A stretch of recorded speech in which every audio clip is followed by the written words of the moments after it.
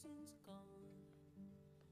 When you came into my dream, I can't explain.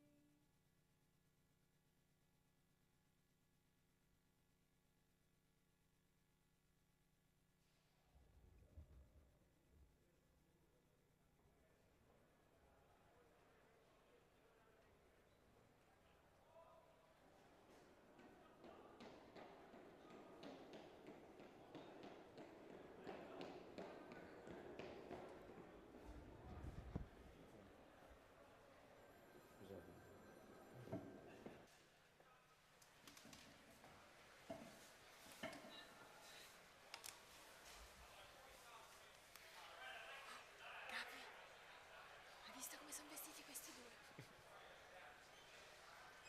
Quelle scalpelline non le mettono più nemmeno le suore.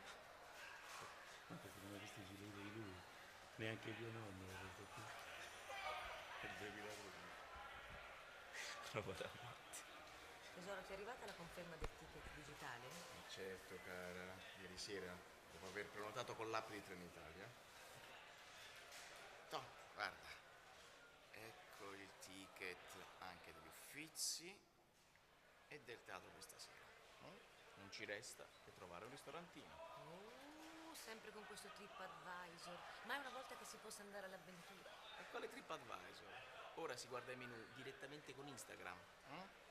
Deve essere una cosa dietetica. Ma i biglietti li hai presi? Presi? I biglietti?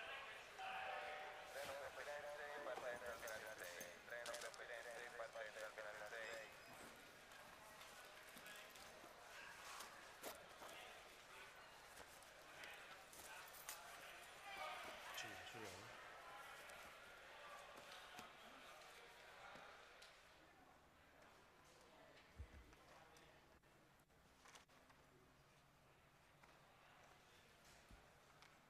Per il Duomo, vediamo.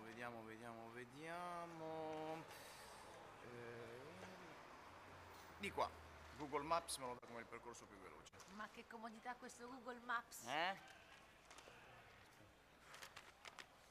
Scusi, per il Duomo? Sì, allora guardi la vita dritto per dritto, poi la fa... Sì, no, di là, di qua, sì, ecco, bravo. Da questa parte lì, poi si troverà un arco piccino sotto. Quando è lì, la chieda perché è meglio. Grazie, molto gentile. Dove andiamo? Proviamo di là.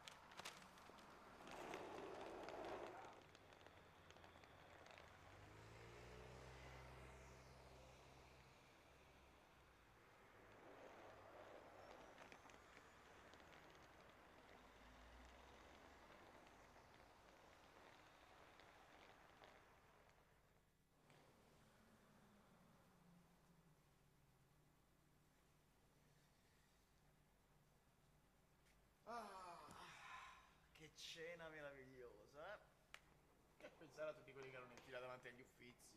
3 ore buttate. E invece a noi resta anche il tempo per una bella passeggiatina romantica, prima di andare a teatro.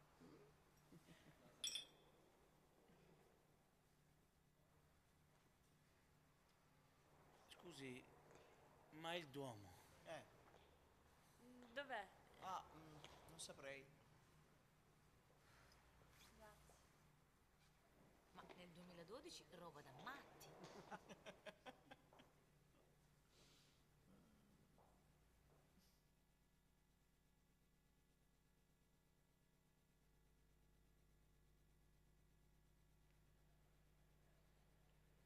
We right?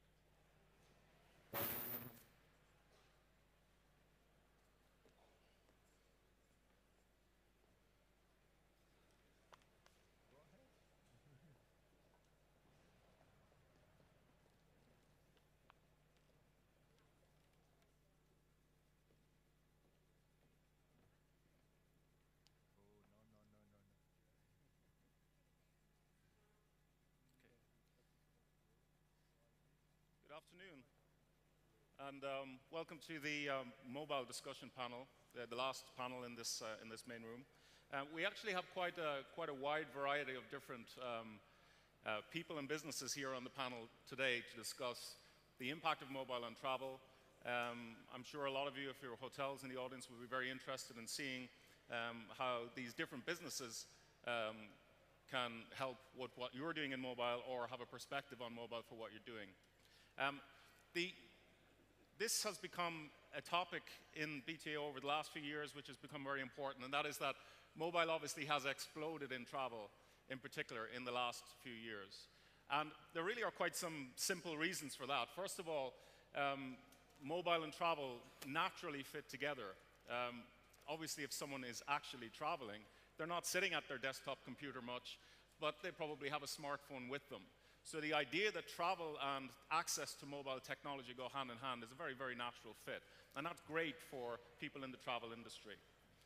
Secondly, mobile and social obviously go very well together. People love socializing and always have. The whole concept of social media is new from the media or the medium perspective, the technology perspective, but socializing is not new. People have been talking for a long time, and they like to talk in particular about travel. So social and mobile have fed each other into this kind of perfect storm where mobile has rapidly come up because of the use of social media on mobile, and social media has also developed because it's so easy for people to be in touch all the time. And then the third thing really is that social and travel go very well together. Because one thing that people really love to talk about is their experiences, their new experiences when they're traveling, whether that's restaurants, whether that's cities, whether that's hotels or otherwise. So basically, you have this perfect combination of three things in social, in travel, and mobile, which really come together as this perfect triangle, which we think is a really perfect opportunity for the travel industry to be part of. And then you bring in issues like localization, which mobile can bring to travel, which is something very different from what the desktop experience was. So the idea that we can now localize information, the way we get information to people is much more relevant. So all of these areas have helped the area to grow extremely rapidly, and we're going to see some very, very strong changes over the next couple of years in terms of usage of mobile and the patterns of the way that people will access and consume travel product.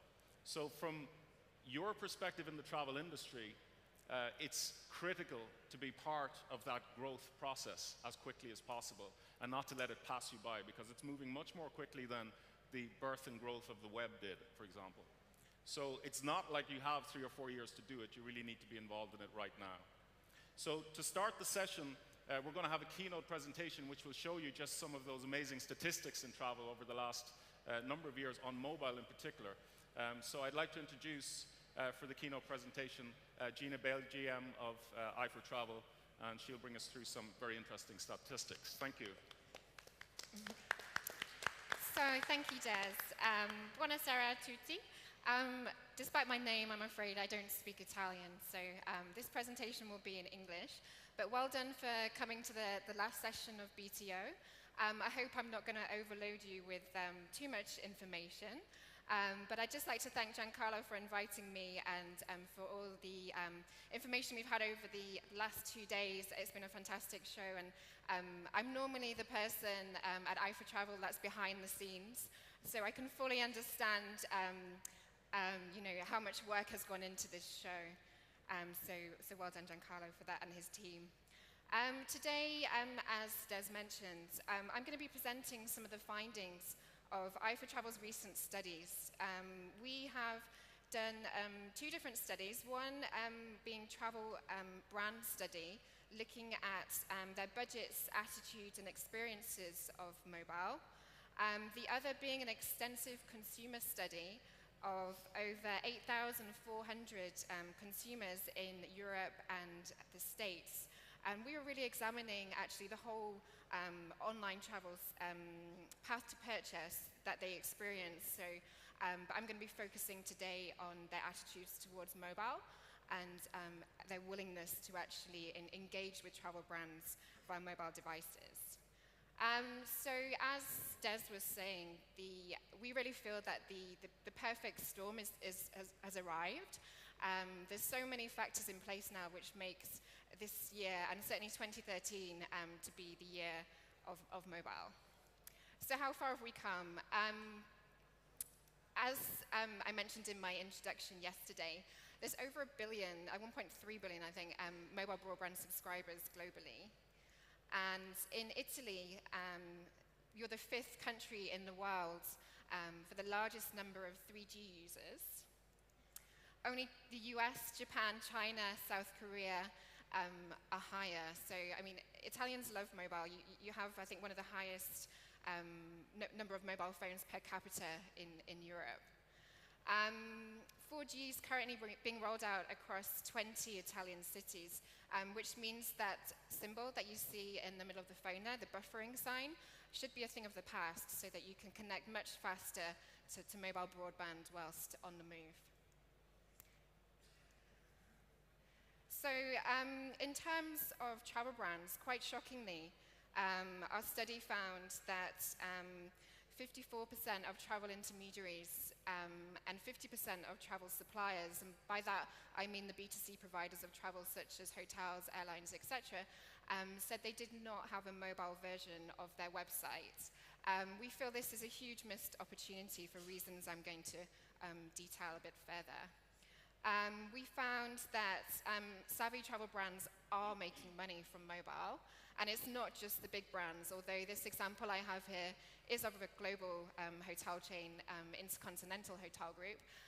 They saw their mobile revenues rise from $1 million in 2011 to $10 million in just 12 months. And for 2012, they expect their mobile revenues to exceed $130 million. This might be in a drop in the ocean compared to their global revenues otherwise, but it's still very impressive. And mobile's not just about booking, it's also about meeting and leading towards new customers.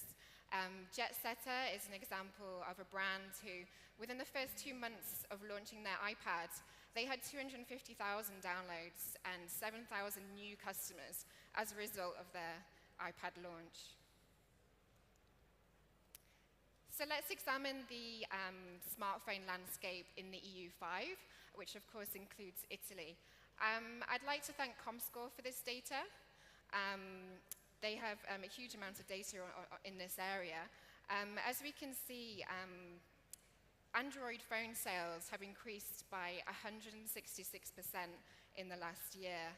Many of us often think of, when we think of smartphones, we think of the iPhone, but given the affordability of Android, it's really making waves in the EU5 countries.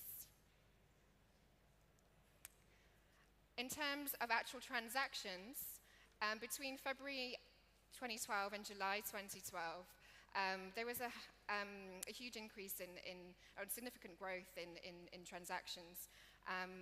In July alone, 1.9 million people in the EU5 booked an airline ticket via a mobile device, which was an increase of 101%. For hotels, this figure was 1.7 million and an increase of 77%. So we can see the transactions are certainly growing. So when we asked travel brands if they would be increasing their budgets for, this study was done in June, so they were looking ahead to Q3 of 2012, and 53% of travel suppliers said they would be increasing their budgets for that period, and 51% said they would, of travel intermediaries said they would be. In terms of those brands not having any budget, 12% of travel suppliers and 15% of the travel intermediaries didn't have any budget for mobile at all, which is a bit of a worry. And so what results have the travel brands seen? Whilst 23% of travel suppliers agreed with the statement that mobile has generated little or zero revenue for them, 41% stated that it had generated direct bookings. For customer engagement, this figure rose to 46% for travel suppliers and 38% for intermediaries. From these results, it appears that the travel suppliers are actually the ones that are making more headway than the intermediaries, which I actually found quite surprising, because a lot of the mobile cases we come across are actually from the OTAs. So in terms of where travel brands really think mobile adds value, for most of them, they find that their consumers are looking for information.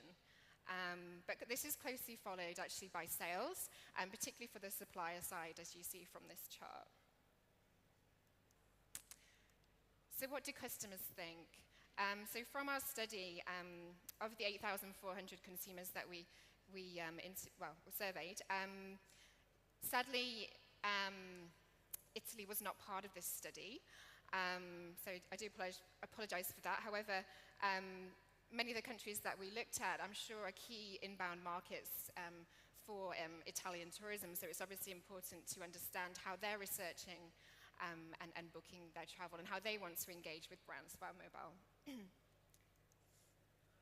So we found there to be wide cultural variances in consumers' attitudes towards mobile depending on what country they're from. And I apologize for this chart, it's a little crowded, but we found, despite the Dutch enthusiasm for mobile, they were the most reluctant nation to actually make a purchase via a smartphone. 81% of them had their preferred booking method was a desktop. So in terms of consumer attitudes, we asked them if they would be prepared to book via a smartphone, and that's book a travel product. So as you can see, the responses here varied quite widely. In terms of the willingness to actually spend, there's two ends of the spectrum. The Germans were the most likely to book via mobile, with 29% of Germans stating that they would not purchase via mobile versus 50% of the Dutch. The reasons they had for not purchasing via a mobile device was due to the small screen size and also because of payment issues.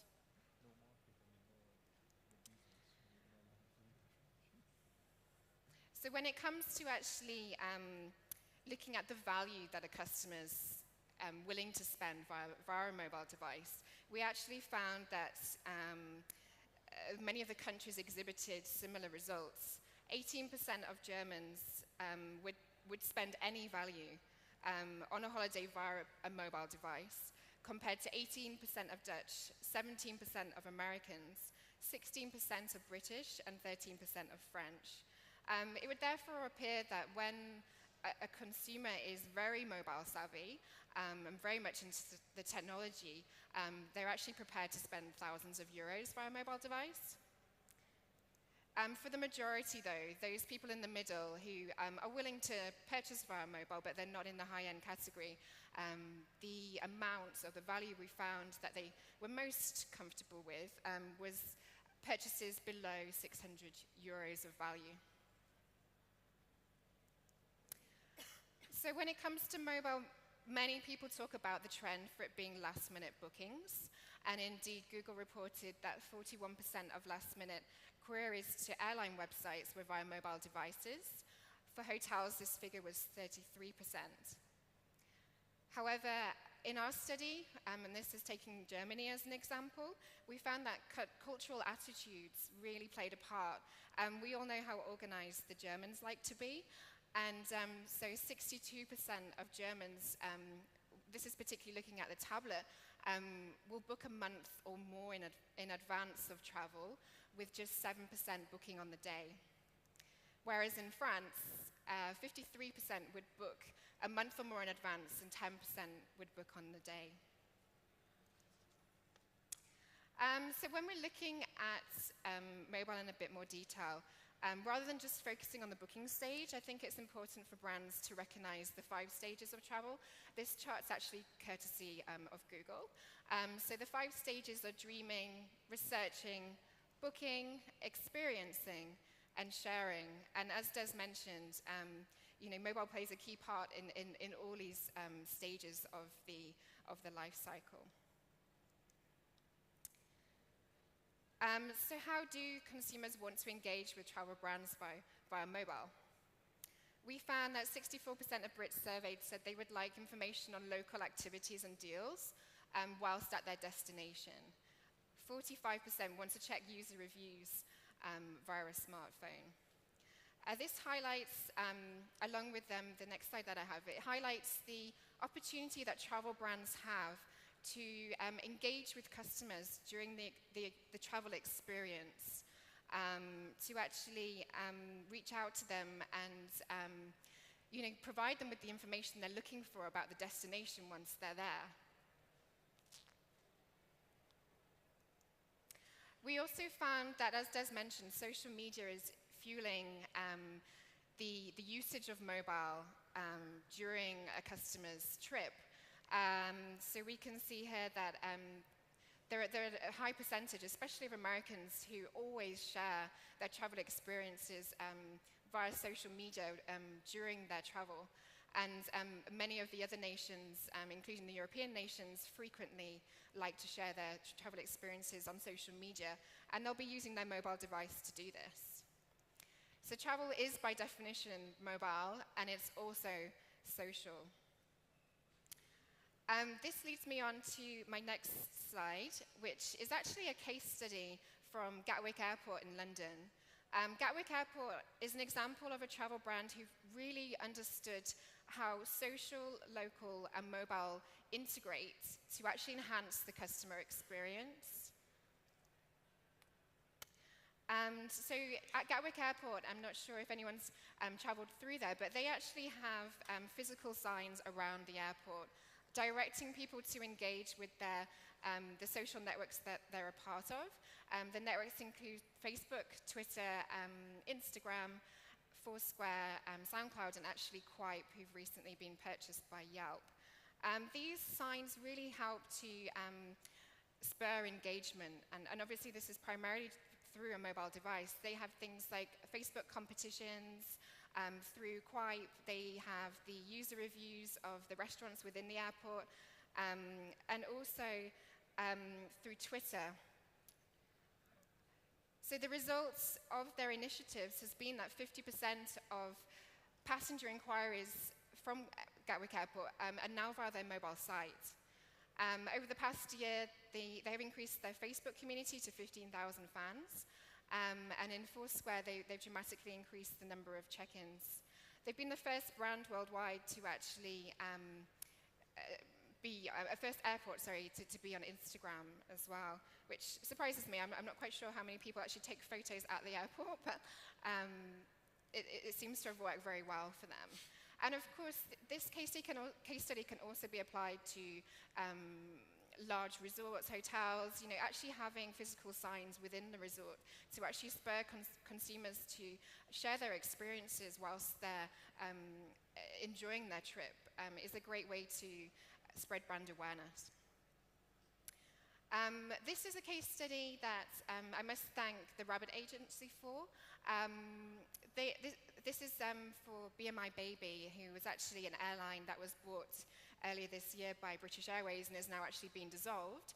But they were one of the first airlines to use Instagram, which is, I know has been discussed earlier, primarily a visual social network where they encourage different communities of Instagrammers in different cities across Europe to create visual destination guides for the destinations that Baillie flew to. It was a fantastic campaign, and for example, in Italy, they had 6,400 entries. They really managed to reach out to communities and get them passionate about their local area and upload the best photos they could possibly have, and it created such great content for the airlines to actually draw upon as well. And then they also facilitated what they called Insta-meets, which is basically meetups in the different cities across Europe. So they flew some of their community members with Baillie, of course, to meet, and they actually had a competition between different European countries. So the result was that they ended up being the third most talked about airline in the world online, which is pretty huge because they weren't that well known in their reach. They had 67,000 images tagged of all the destinations they flew to. And they also got a huge amount of media coverage from the campaign that they ran. So just a final point before I conclude. You may have noticed that I referred to mobile and tablets interchangeably throughout my presentation. However, I'd like to emphasize that tablets are very different to mobile, and they do actually require a different website. I'm always surprised by how many brands give the consumer the option to either use the desktop version of their site or the mobile version of their site when a tablet user actually tries to access the brand website. Neither work well. The desktop version is going to be too small, and the mobile versions, is just not detailed enough. We found that tablets are great for the inspirational dreaming stage of the travel process, and rich media is very much a part of that, like to be able to watch videos and be wowed by photos of the destination that they're looking to go to. Interestingly, we found that Europeans are actually more likely to book via a tablet device than Americans. Maybe some of our American panel members might be able to explain why that is, but I found that quite surprising. For example, 25% of Germans want to book travel via a tablet, compared with 15% of Americans. And so these are a few tips that I would give you to if you are designing for a tablet device.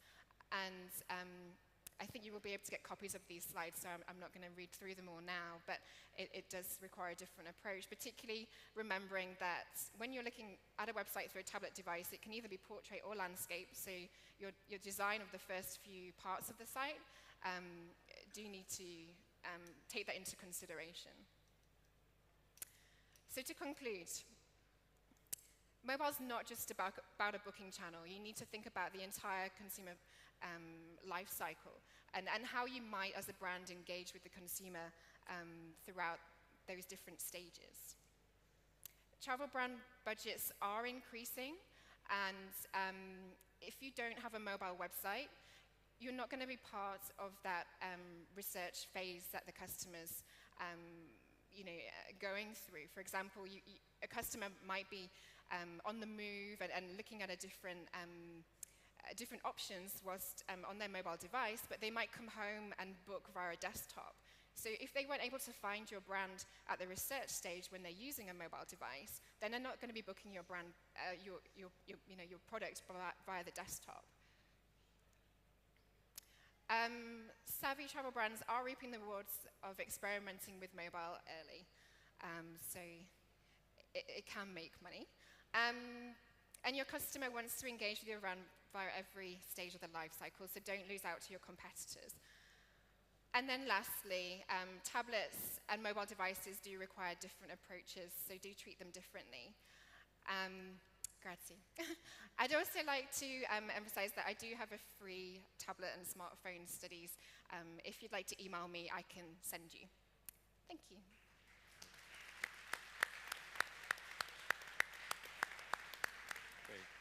Thanks very much, Gina. I'm just going to introduce the panel briefly and then get each member to give us a short snippet of who they are and what their business is, and then we can get back and discuss some of those quite interesting statistics there. Just on your left, after Gina, is Travis Katz from Gogobot. Then we have Christina Grankarik from Yelp. And here on my right, Joseph Patangelo from TripAdvisor, and Heather Leisman from Hoteltonight. So perhaps, Travis, if I could ask you to just give us a few words on what you do and where you come from. Sure. My name is Travis Katz. I'm the CEO and co-founder of Gogobot. Gogobot's a new kind of travel review site focused around improving the trust and efficiency of planning and researching a trip. We do this by having all of our users sign in via Facebook using their real identities. You can actually see who's writing the review. And we leverage social data to give everyone a personalized experience. We actually show you hotels that people in your network have been to and restaurants you might be interested in based on your social graph before you see things that you don't have a connection to. We're the fastest growing player in the space. We've grown 800% in the last 12 months alone. And while we're not quite the size of a TripAdvisor or Yelp yet, we're definitely growing. We've got 2.5 million members so far. Great. Thanks, Travis. Christina, tell us about Yelp. Hello. Christina Grankarik, Community Manager for Yelp. We are basically a business present in 19 countries that want to basically let our users know the best businesses in their cities or even when they're traveling. So we have the app and the website. The app is pretty interesting, and that's what we're going to be talking about today. And we're going to be talking about the check-ins, everything that you can do with it, and all the things that you can actually research with it. And so... Great, thanks. Joseph? Good evening. I would like to thank first BTO for the amazing organization of this event. It's very important, and I really love the atmosphere, and I would like to thank the organizers. I'm Joseph Fratangelo, and I'm Italian despite the name, and I'm responsible for the relationship between TripAdvisor and the public administration in Italy. TripAdvisor is the largest web traveler in the world, with 75 million of postings and reviews, more than 60 million unique users, and we are the first travel site in Italy, according to Comscore, and we have more or less 60 reviews and posting every minute, every day in the world. And about the specific app, we have 22 million downloads globally, and we are the first travel app just after Google Earth. Great. Heather. My name is Heather Leisman. I'm a bit of an industry veteran. I've spent about 17 years in the travel industry, and everything from tour operators to a retailer to OTA. Before Hoteltonight, I was with Jetsetter, was part of the starting team there. And now I'm the managing director for Hoteltonight's European expansion. So Hoteltonight, for those of you that aren't familiar with us, we were actually the first hotel booking company designed purely and exclusively for mobile. So we don't have a website, and we're the leader in the same-day hotel booking space. We have over 3.5 million customers worldwide. We're headquartered in San Francisco. And we just recently opened our European headquarters in London. So right now we have about 80 people worldwide who are 100% focused on mobile, and every day get up and try to figure out how we're going to sell hotel rooms tonight. So. Great, thanks. I just wanted to pick up on one thing that was in Gina's talk, where Gina was talking about the 5 stages of booking. And one of the things that strikes me with mobile is that when you bring in localization, sometimes those 5 stages go out the window very quickly, because you're already at the I want the information now about right here kind of stage. So I'm wondering if that kind of switch in travel really means that real access to travel information is kind of dead on the desktop as we go forward. In the next couple of years, maybe desktop is actually dead for this space, and it really is all about mobile. I wonder if, Travis, maybe you could pick up on that. Yeah, I mean, if you look at the trends, you know, it actually seems that mobile is on a trajectory to essentially replace the desktop. People are using, you know, 2 years ago, people were using mobile devices largely, you know, they were on the go and they were out of the home, and they sort of use them for more limited things. It's completely changed now. What we see is people are using their mobile phone when they're at home. In fact, Focusrite did a study earlier this year that found 40% of people who are doing travel stuff on their mobile phones were doing it even when a computer plugged into the internet was in reach. So I think it's really changing behaviors. It's becoming a habit, and I'm sure a lot of you have found yourself on your mobile phone sitting at your desk and saying, why am I doing this? And I think, you know, as a travel company, you have to look at this broader shift that's happening and think, how do you make sure that you're there? Okay. Heather, I mean, I think it's fairly clear from your company that you consider desktop to be pretty much dead. Well, I think it's dying. You know, I think today there's different use cases where the desktop is more powerful than the mobile device, but I agree with Travis. I mean, I think it's headed that way and headed there fast. I think particularly when you look at everything you can do there. And I think it's interesting, you see this throughout the industry. Back when I started in travel, you didn't have a lot of visibility to information, and so the internet came along. You were booking through travel agents. The internet came along, and all of a sudden consumers had so much choice and so much information at their fingertips, but it almost went too far to be overwhelming. There's so much choice and there's so much out there that we're actually coming back to a place where people are looking for curation, they're looking for specialization, they're looking for things that are more relevant to them. I think it's a point of differentiation for us at Hoteltonight is that rather than feature every hotel that has rooms tonight, we pick the top 3, and that has been a really powerful thing for us, is that customers know that they're getting things that are close to them, that are applicable to them, that are based on their past behaviors. So I think that the mobile device, the one thing it does is it has different features, it has different powers, it has special capabilities that the desktop doesn't, which makes it much more personal. And that allows to hotels and other companies to react and to engage with their customers in a way that is very powerful and very personal. Yeah. Christina, I guess that would be really, Yelp would be right up there with the whole concept of localization and engaging directly with customers exactly where they are all the time. Yes, desktop and mobile are two very different things. As Travis was saying, it is something that is going to be going ahead. Mobile is going to grow a lot. It's going to become extremely useful. It already is. And it's going to, of course, better in the years to come. But I do think that desktop still does have some importance. Also because, well, let's, as examples, say for Yelp, you can check in with the mobile. You can write a tip, but you can't actually write a review. And that actually, we do that also because we really want to have good content on the site. We want our reviews to be very detailed. So from a mobile, it will be very hard that somebody will actually go and start writing a whole entire long review detailed with the experience that they've had. So we do think that desktop and mobile are two different things, and maybe desktop will die out a little bit, but not totally. Even as Gina was saying in the 5 stages of before you go on a trip even, you're going to be dreaming and searching. I think desktop is still a place where you can do that with calm, maybe in certain moments of the day. Yeah. Then when you are in a car, in a taxi, or you're on a train, you're going to be on your mobile and you're going to be using that. So they maybe are two different things that are going to stay. Yeah. So I mean, you're basically because your company really wants people to be a little bit more considered in their opinions. They view that being at a desktop or not being on the go actually allows them to have thought about it, write a better review, engage a little bit better than they would instead of on the go. They might just write something which is equivalent to a tweet or something like that. Yes, and that's and not for that, the tips do exist. So you can just write a quick tip to just say if you liked where you were, the business that you were, if you liked the plate of pasta that you had. But you're not going to be able to write a whole entire review. Do you, just while you're on that point, specifically because I think it's quite a strong point that Yelp still pushes people back to the main site in order to complete a stronger review.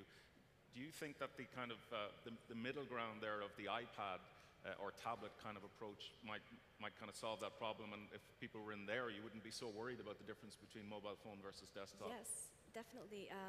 On the tablet, you can write a full review. And you can do basically everything that you can do on the site. And of course, it is still a different platform. So I think it's a good middle place to be. So tablets do have a great future. Okay. Joseph, I just wanted to ask you about maybe what TripAdvisor has. TripAdvisor's been around a long time. It's got a lot of reviews. In terms of where it's coming from with mobile usage, do you see a shift towards people accessing the reviews or writing reviews more on mobile? Is that beginning to grow quite rapidly? We still don't have the right numbers of how many reviews are written via mobile.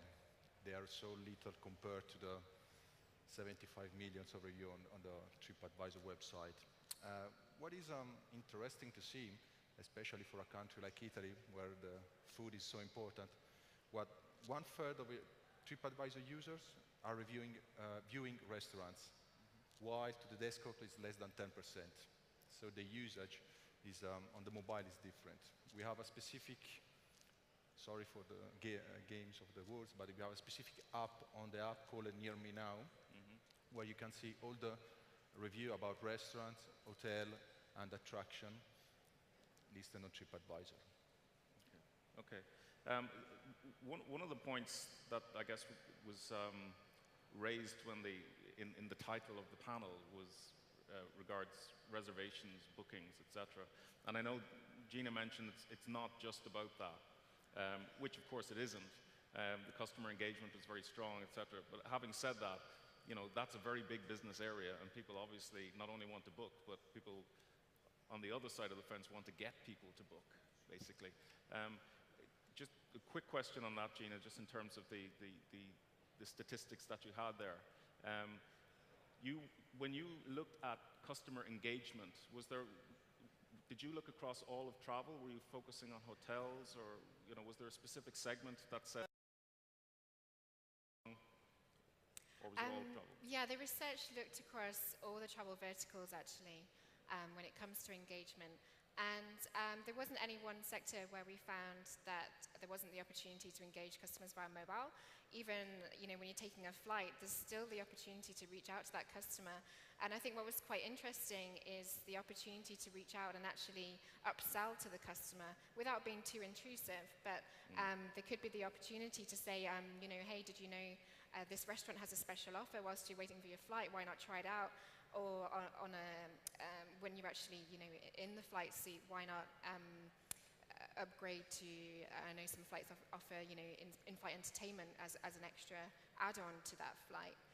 So there are definitely opportunities across the different travel verticals. Okay. Well, Heather, I guess in terms of booking, that's obviously your main business. So the other side of that then is, what do you see a value for hotels in the non-booking part of what your company would do? I think definitely. I think the power of that device and the things that you can do to make the customer experience easier, whether it's, there are hotels now where you can just, you have a kiosk and you just scan your thing and you get your room key and you don't have to interact with the person, or even just going straight from your phone to the room. There are things that, sending them messages, you know where they are, they have the device with you. So I think it's a really powerful tool for engagement. I think for hotels, it becomes really important to decide before you invest a lot of money in mobile, what are your goals? Like what are you trying to achieve with your mobile device? Is it bookings or is it customer engagement?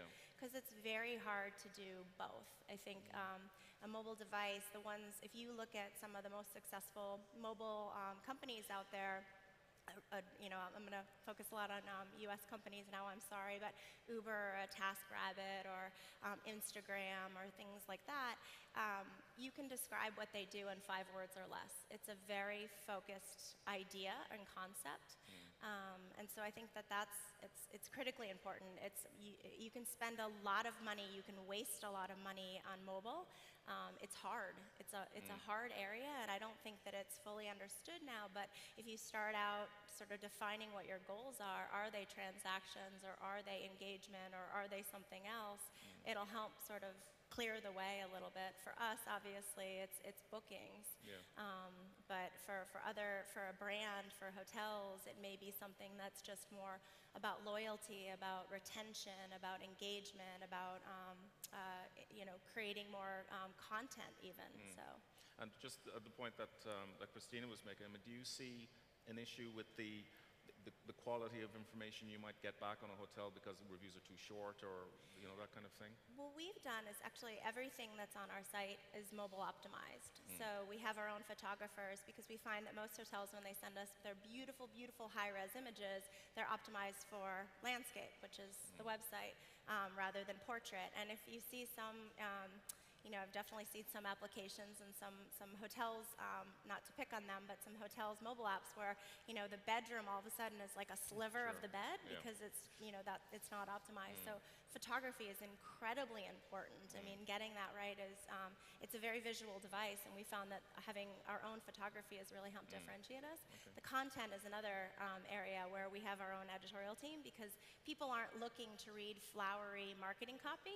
They want the nuts and bolts of like what they need to know. So all of the copy on our site about hotel is written by us, and it's what we like about the hotel, what you need to know about the hotel, and then just the basics. And so I think it is. We do have people that write reviews on our site as well, but it's fast. We aren't looking for a lot of information. The device itself isn't made for a lot of information. You've got a teeny tiny screen. So it's really important that you're succinct. Travis, I know that you've got both sides of the argument, whether it's customer engagement or onwards to actual commercials. You're really bringing all those together on your platform in particular. You've added live hotel pricing relatively recently. You've expanded on that. So you obviously see a value for not just for your business, but for the customer, engaging with your customers by having all of that information plus the option of commercials as well. Yeah, I mean, we really at Gogobot try to be a bit of a one-stop shop where we're integrating in, reviews and booking all in the same platform. We've recently added real-time pricing for hotels via Booking.com. We've integrated with OpenTable in the US for restaurant bookings. And, for me, I mean, obviously I think it's very true that the form factor is different, but what we've seen at Gogobot is our users are literally dragging us into the mobile space, and they're actually willing to do a lot more in mobile than we had thought. When we first launched our mobile app, we assumed that people would want to use the desktop for doing their sort of heavy research and trip planning, and would more want to use the mobile app when they're in market, either to sort of find something nearby or to sort of share what they're doing. And it turned out not to be the case at all. People are using our app to research stuff, to read reviews, and they're writing full reviews. We're actually up to the point where nearly 50% of all of our reviews are coming from the mobile device, and they're not just, some people will just write something quite short, but people are also writing really long things as well. People are getting more and more adept typing on the mobile device. So my sense is, we are in a transition period where smartphones are still new and people are still getting used to them and understanding the capabilities, but I would not, if I was thinking about my business, and certainly we at Gogobot don't think about what are people doing now and design the product for what are people doing now. We're thinking about how are people going to be using mobile 2 years from now or 3 years from now, and trying to build and design around that. And we really see people doing everything on the mobile that they would on a desktop. I do think the point that you have to present a very simplified experience. The way you present your interface and which information you present and how you present it has to be done in a way that makes sense in mobile and that fits the form factor. And I think Hoteltonight's done a beautiful job with this. I mean, anybody that thinks it's hard to book, hard to book something on mobile should try booking something on Hoteltonight. It's a really, really clean, simple process. And I think it sort of set a standard for how good the mobile device can be as a transactional device. And we've seen since we added booking on the mobile that our mobile as a percentage of the hotel bookings we're driving has been growing at a pretty rapid clip. What about commercials in Yelp? I mean, I know you've integrated with OpenTable, so obviously there's a demand for people to actually be able to go ahead and do something like a booking. I mean, they're not paying as such, but they do want to go that one step further and make some sort of a commitment. So has that been successful in Yelp? Or is that? Yeah, I mean, we're still obviously in the early phases, but what we're seeing, one thing that is true on the mobile device and why we're trying to bring these pieces together is that, it's not that easy to jump, as it is on the web, to jump from one website to another or to jump from one app to another. If you're in an app, you say, okay, I'm going to research on this app and then I'm going to close this app and go find the other one and open that to book. That's kind of a hassle. So what we really try to do is, or even the traditional, booking model or lead gen model where you can pop open, windows from multiple OTAs also doesn't really work in the mobile space.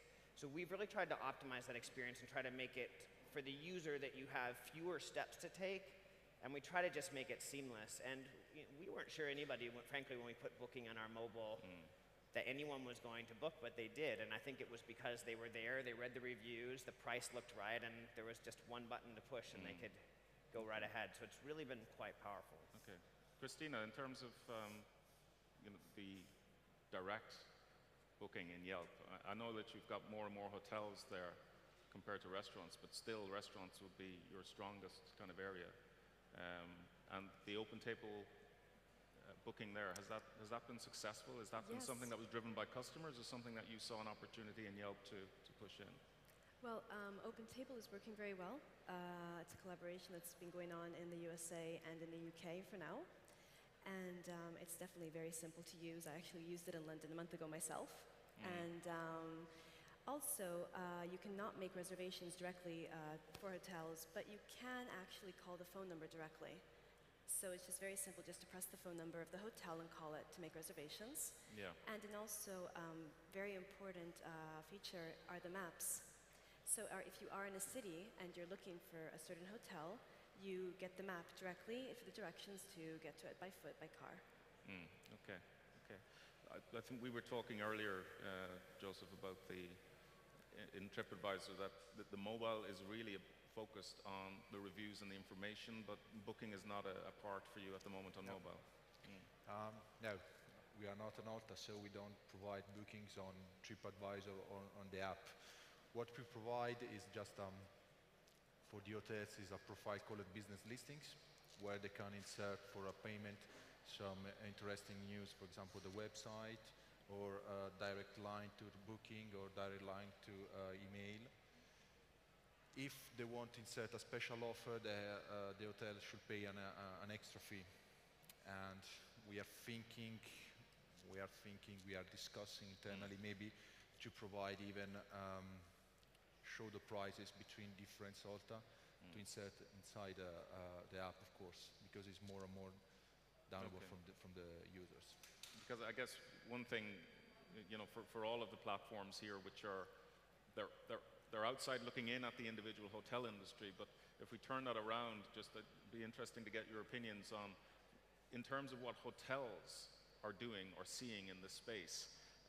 Gina had some figures there from Intercontinental showing, I think, growth from 1 million to 10 million to 120 million over 3 years, for example, in terms of mobile revenue. We've got maybe 2,500 hotels doing mobile space. I'll give you an example. 3% of our direct bookings were mobile in 2010. Sorry, 0.3%. 3% in 2011. And right now, mid-2012, we're up at 7% of the bookings that we see through our systems for hotels are coming through mobile, be it iPad, iPhone, whatever, but basically from people on the go. I just wonder if hotels really have understood how fast that's moving yet. I'm not sure they have. I mean, from Gina, from your data perspective, I think it's fine when you see Intercontinental or Marriott or whatever who put millions behind these things. Marriott alone, gets 80% of its bookings directly on the web because it understands how to market itself. But do you have any feeling for individual hotels or small hotels? In your data, was it largely big brands, or was it broken across all sorts of hotels? We've actually found that, for example, at a recent Eyefortravel conference, we had an interesting presentation by an independent hotel from Vienna, and they had, really grasped the opportunity for mobile, designed a whole mobile strategy, and were reaping the awards. And it really doesn't need to cost that much. You don't necessarily need to have a fully functioning mobile booking platform. You just need to have a functional mobile website where people can actually look at your offering and then perhaps have a number to call to book if you feel like the booking capability is too complicated to implement right now. So we are seeing, I'm actually being approached by more and more independent hotels saying, hey, we've got a great case study, we want to share this. We're doing just as well as some of these huge hotel chains with massive budgets. Okay. Heather, I guess, obviously in some ways you'd be quite happy if hotels did not actually have booking online and went through you instead, but... I think I disagree a little with Gina, just in the sense that I think that mobile is a place that either, you don't put your toe in, either you're in or you're out, and I think that to do it poorly is worse than not doing it at all in some respects. I think it's a different, for big brands like a Marriott, Intercontinental, Accor, any of these massive chains, it's about being where your customer is, so I think it's an opportunistic way to get bookings from your existing brand base, but it's not necessarily going to drive new customers for you. And so I think it's very hard for independent hotels because it can be very expensive, and no one's necessarily going to stumble upon their app. So I think in that case, a mobile web is a better way to go because they're more likely to find your app. But again, I think it comes down to what are you looking to get out of the device.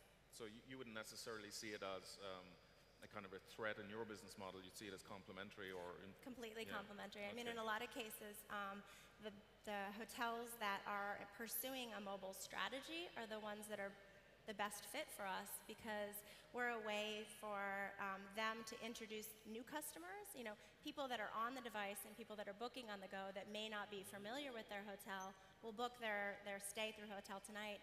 And the whole foundation and premise of our business, we're not for everyone. We're for people who are willing to book on the same day at the very last minute.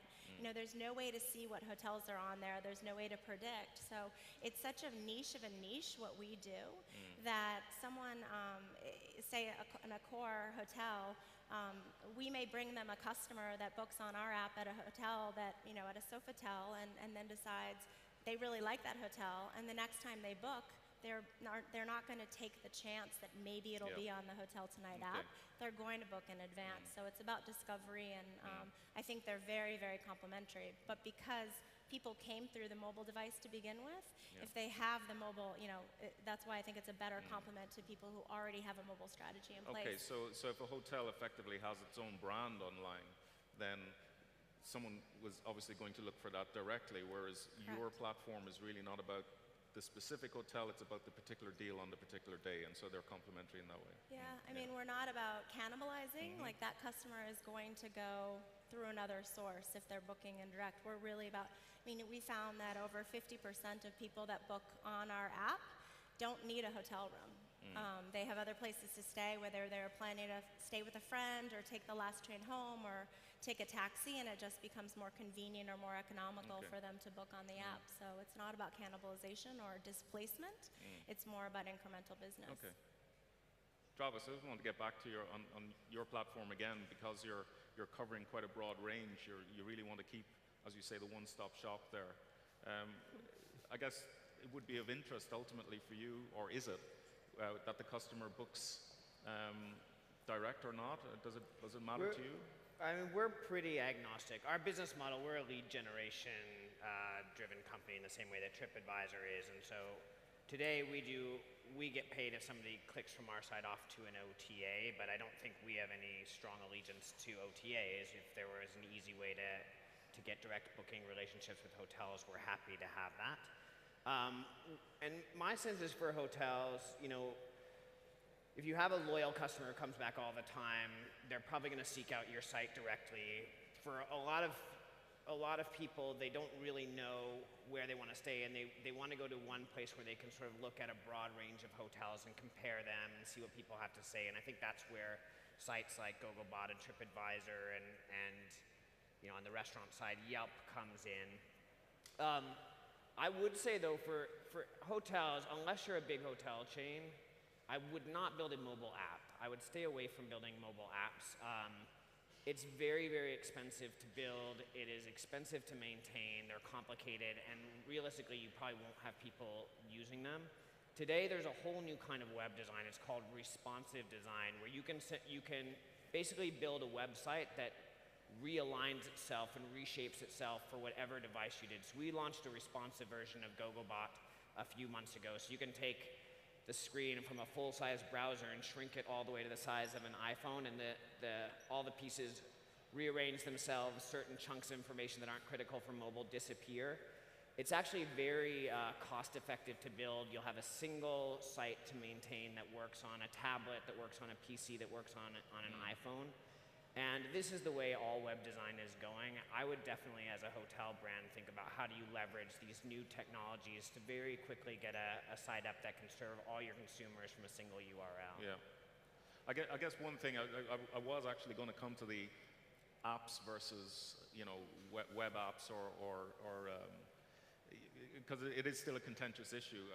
Some of you guys, obviously, I think if someone is using something regularly, obviously an app is convenient. But at the same time, if someone is doing a quick search and they're not really sure, then the web is closer to the search path rather than the app itself.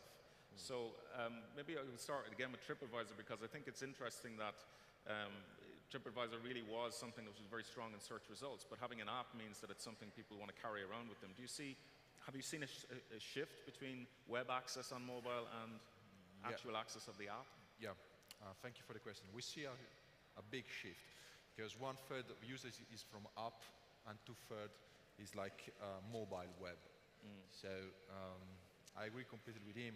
If I was an hotel, I should focus more on mobile web. Yes. Instead, directly to be on an app. And in terms of the figures that you might have, do you have people who are accessing TripAdvisor on a mobile version, but you also have people accessing the app? Do you see? Is that changing? Is on mobile web. Oh, really? Okay. Yeah. Okay. And just 1/3 on the app. So there is a big difference. Yeah. Okay.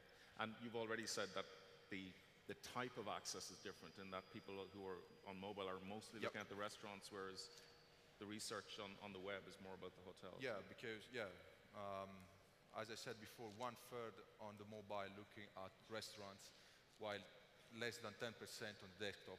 So there is a huge difference. This is because of the specific app I was talking before, near app, which does not exist on the typical website of TripAdvisor. Okay. Christina, does Yelp see a difference between the use of mobile access to its main site versus an actual downloadable app? So could you repeat? You have a downloadable app in terms of how Yelp works, obviously, but do you see people accessing the regular website on mobile as well?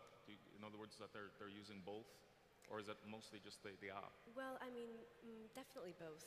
We actually count the effective users of the mobile. We don't actually count the downloads. We have about 8.2 million users per month, and in the last quarterly, and so we actually see how many people use the app, and not how many download them. And on the site, of course, we have a vaster range, and Yelp is great even just for searching. So if you are going to be looking for any sort of business, you're going to be wanting to go on the site. You can also use the mobile because there are categories that you can look through. But on the site, you definitely have, it's very simple, bigger screen, it's more comfortable. On the app, it is fantastic because when you do look in a category, you do have the photographs of the entrance of every business. Yeah. So that's something that we always try to put first, so you can actually recognize the business when you get to it. And the businesses on the site and on the app are actually the same. So let's say the business owners do not have to buy a possibility of being on the app or being on the site.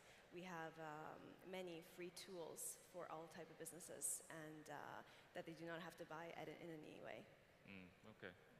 I want one thing actually, because it just came up in the discussion there about how close you are to the search process or the research process or the decision process, whether it's app or whether it's web.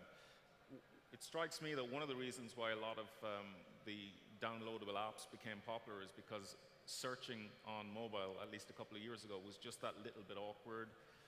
It wasn't as good as search on the desktop. You couldn't get as much information because it's just a little screen.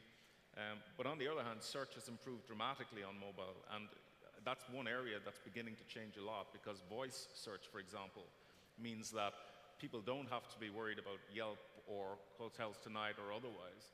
They simply ask their phone, and their phone will give them the most relevant information. It's, in other words, aggregating probably from the sources that you guys may have, but it may not actually come right out there with your brand. So do you view, all of you really, the move into kind of a voice search, which is personalizing the device but hiding the suppliers in the background, just giving the best personal information back to its own user? Would you see that as threats in your business model? Travis? I think we don't see it as a threat to our business model. I mean, we're completely platform agnostic, so we've invested a lot in mobile web that works very well. We actually get a fair bit of traffic from, search traffic coming in from Google and that sort of thing.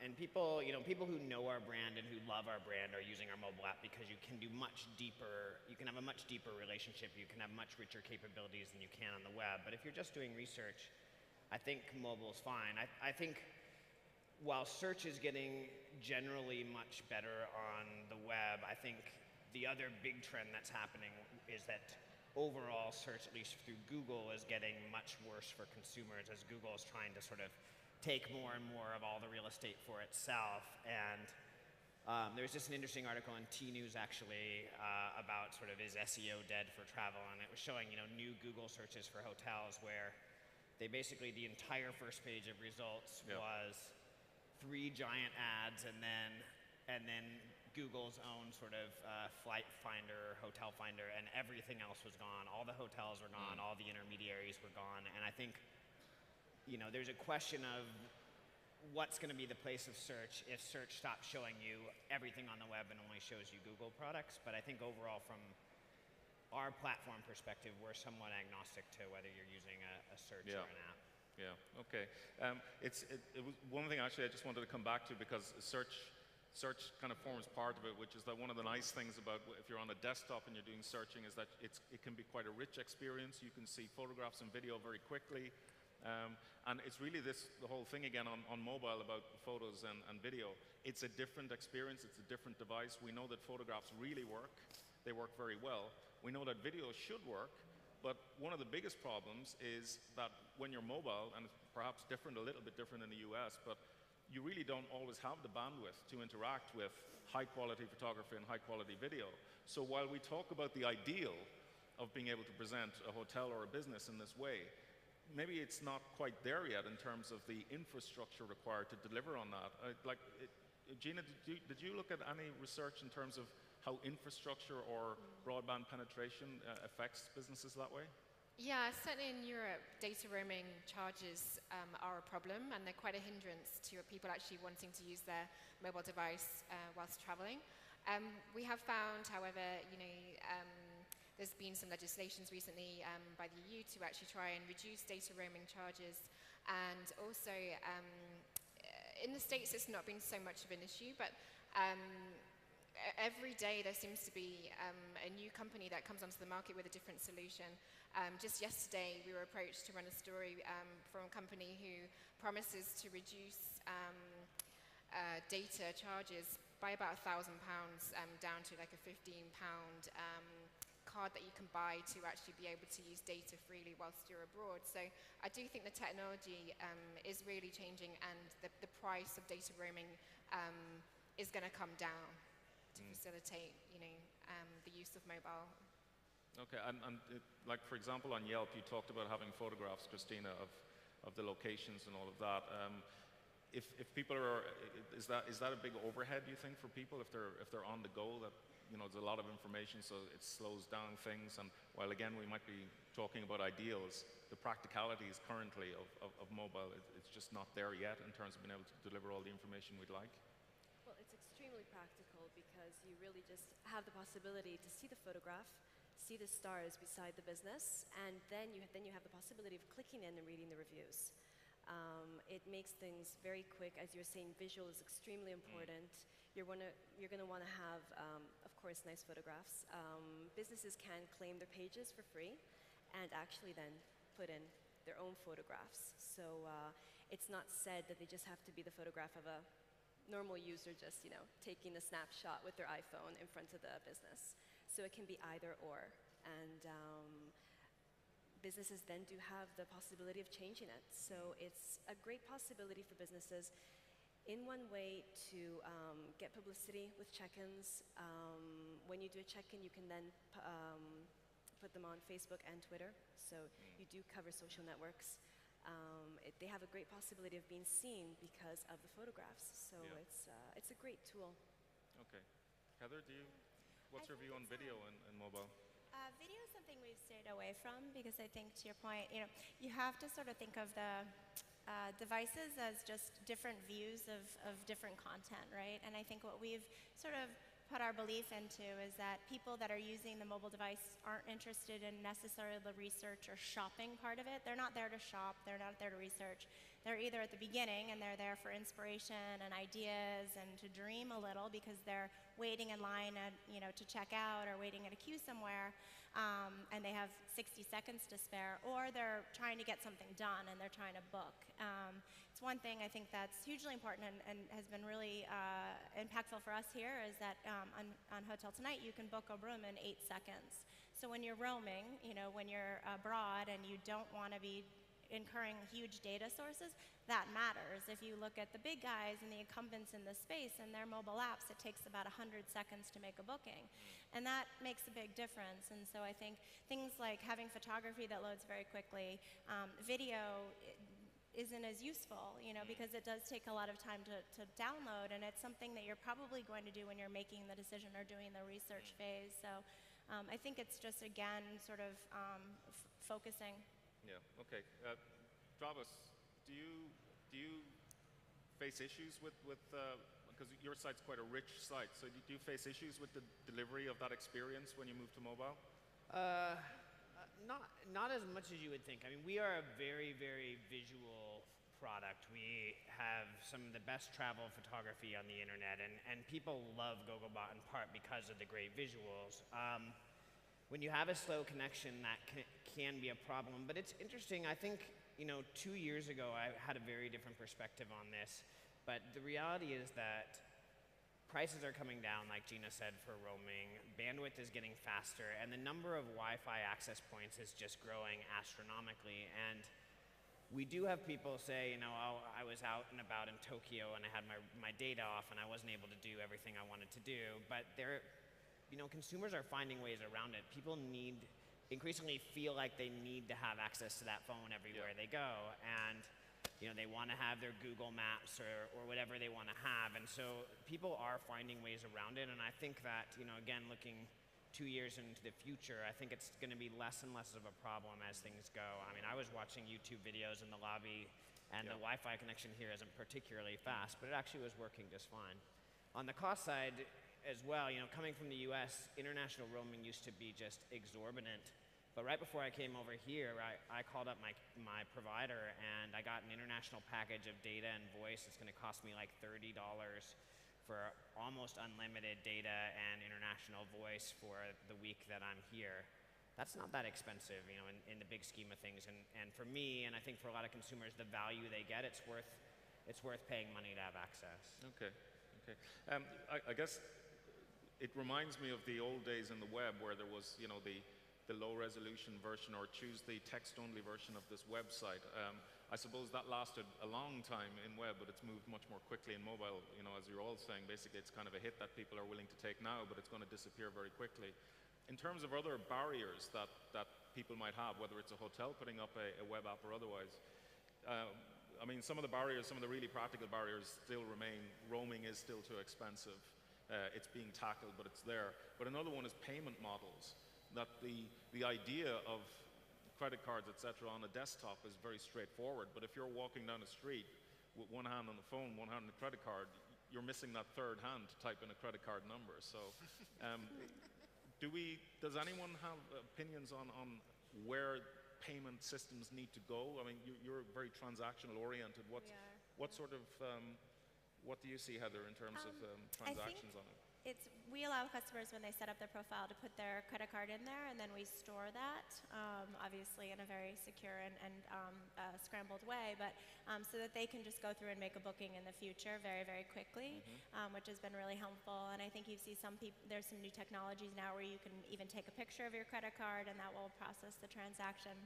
I think another bigger issue for us is just the ability or the comfort level of customers to actually transact with a credit card over the phone, and that becomes more about building trust and sort of getting over those cultural barriers. Because I think in Gina's, I don't know, in this, in the full details, you'll see a lot of data about confidence and how willing they are to book via a mobile device. And there's particularly in Europe, and I mean, it's very country specific, but there's a long way to go still on that side. So I think it'll come over time, and I think it will come very quickly, but it is still a challenge that we face.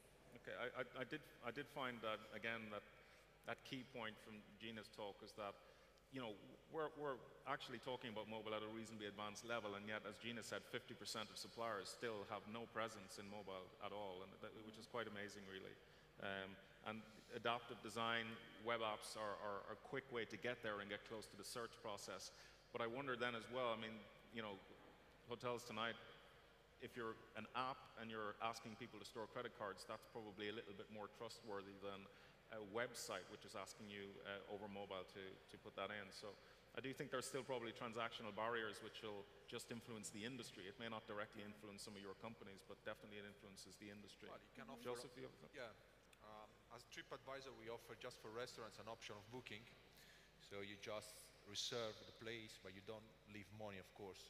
And once you are in the restaurant, you have your dinner or whatever you have, you just pay. So this might be an option to bypass the problem of giving the credit card in one hand and the mobile on the other hand. So you basically can avoid the transaction problem. Exactly, just giving the option of still booking. give the customer comfort that they're giving the number of the restaurant, of the hotels. Maybe back to your first question, you know, maybe it's important that the other side of the telephone, just to give the right answer to the clients, which is very important. You know, once you are in touch, once you start to give the service to the customer, it's very important that you give the right answers.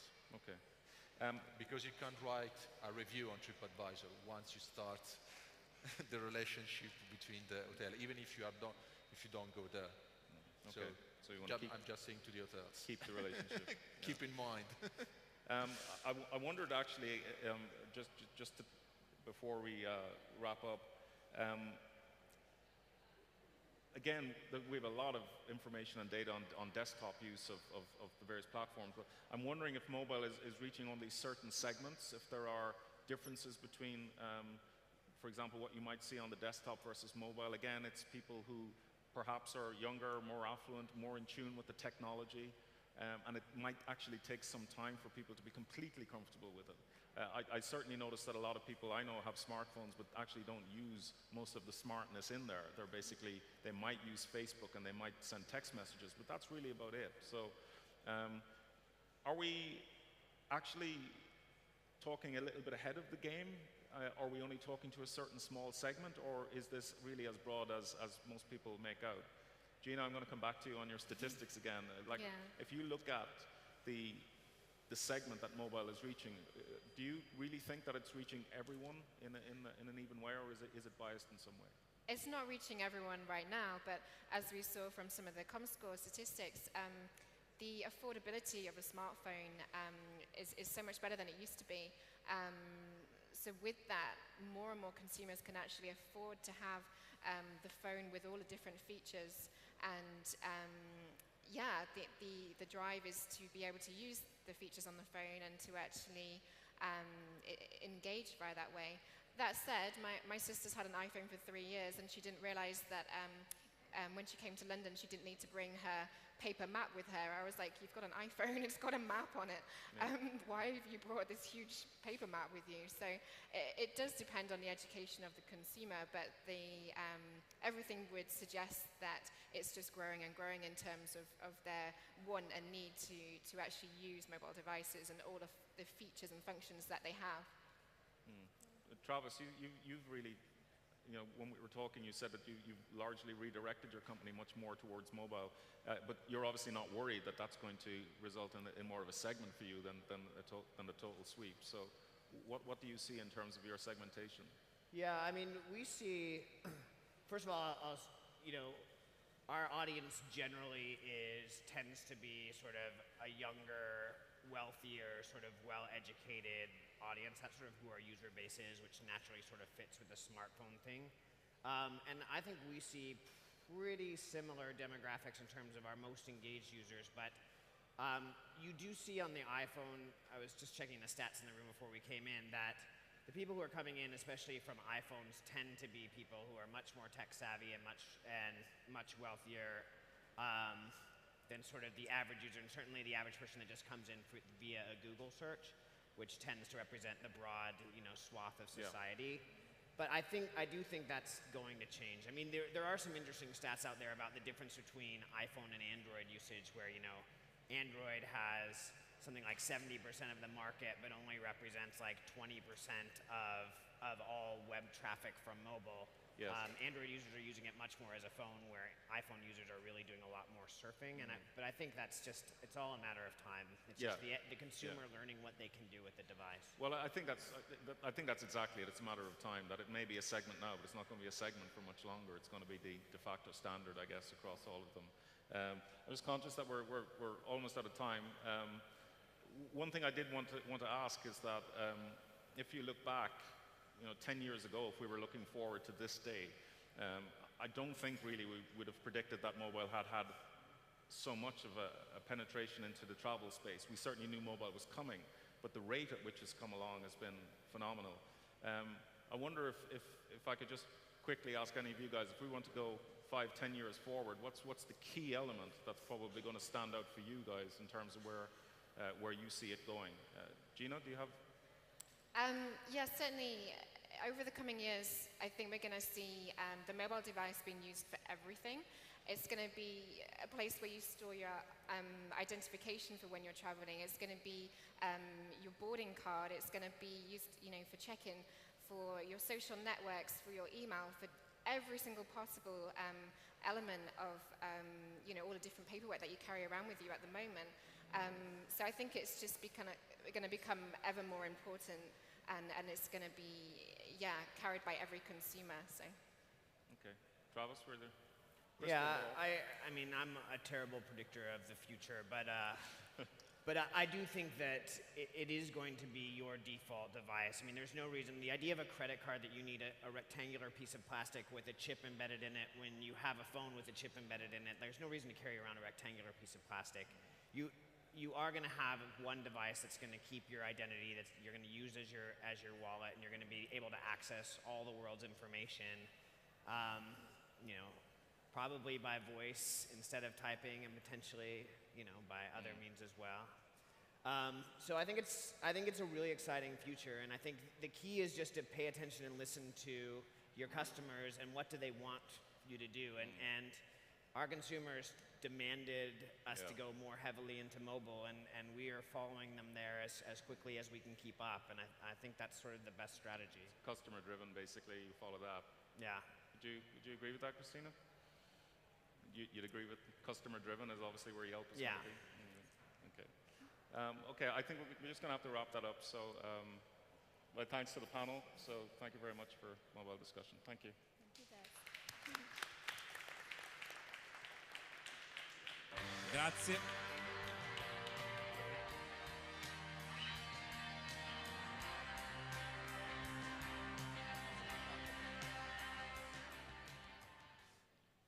Grazie a voi tutti. Thank you Travis. Thank you Gina. Questo era l'ultimo panel di Main Hall, ce ne sono ancora nelle altre sale. Alle 18 c'è la chiusura usuale che facciamo dell'evento, con tutte le persone che vogliono salire sul palco possono salire tutti, senza nessun tipo di problema. Quindi ci rivediamo qui alle 18 per la chiusura della manifestazione. Grazie a tutti.